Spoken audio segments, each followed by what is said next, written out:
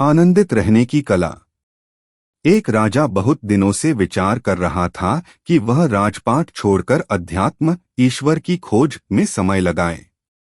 राजा ने इस बारे में बहुत सोचा और फिर अपने गुरु को अपनी समस्याएं बताते हुए कहा कि उसे राज्य का कोई योग्य वारिस नहीं मिल पाया है। राजा का बच्चा छोटा है, इसलिए वह राजा बनने के योग्य नहीं है।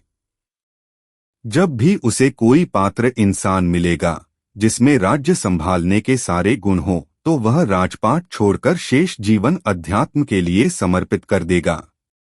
गुरु ने कहा, राज्य की बागडोर मेरे हाथों में क्यों नहीं दे देते? क्या तुम्हें मुझसे ज्यादा पात्र, ज्यादा सक्षम कोई इंसान मिल सकता है?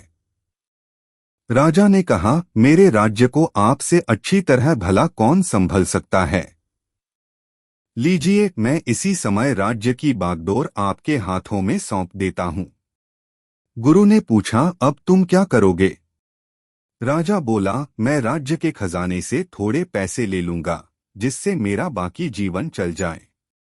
गुरु ने कहा, मगर अब खजाना तो मेरा है, मैं तुम्हें एक पैसा भी लेने नहीं दूंगा। राजा बोला, फिर ठीक है, मैं कहीं कोई छोटी मोटी नौकरी कर लूंगा, उससे जो भी मिलेगा गुजारा कर लूंगा। गुरु ने कहा, अगर तुम्हें काम ही करना है तो मेरे यहाँ एक नौकरी खाली है। क्या तुम मेरे यहाँ नौकरी करना चाहोगे? राजा बोला, कोई भी नौकरी हो, मैं करने को तैयार हूँ। गुरु ने कहा, मेरे यहाँ राजा की नौकरी खाली है। मैं चाहता हूं कि तुम मेरे लिए यह नौकरी करो और हर महीने राज्य के खजाने से अपनी तनख्वाह लेते रहना। 1 वर्ष बाद गुरु ने वापस लौटकर देखा कि राजा बहुत खुश था। अब तो दोनों ही काम हो रहे थे। जिस अध्यात्म के लिए राजपाट छोड़ना चाहता था, वह भी चल रहा था और राज्य संभालने का काम भी अच्छी तरह चल रहा था। अब उसे कोई चिंता नहीं थी। क्या परिवर्तन हुआ? कुछ भी तो नहीं।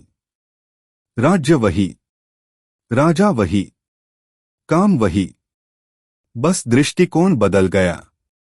इसी तरह जीवन में अपना दृष्टिकोण बदलें। मालिक बनकर नहीं, बल्कि यह सोचकर सारे कार्य करें कि मैं ईश्वर की नौकरी कर रहा हूं। अब ईश्वर ही जाने। सब कुछ ईश्वर पर छोड़ दें। फिर आप हर समस्या और परिस्थिति में खुशहाल रह पाएंगे।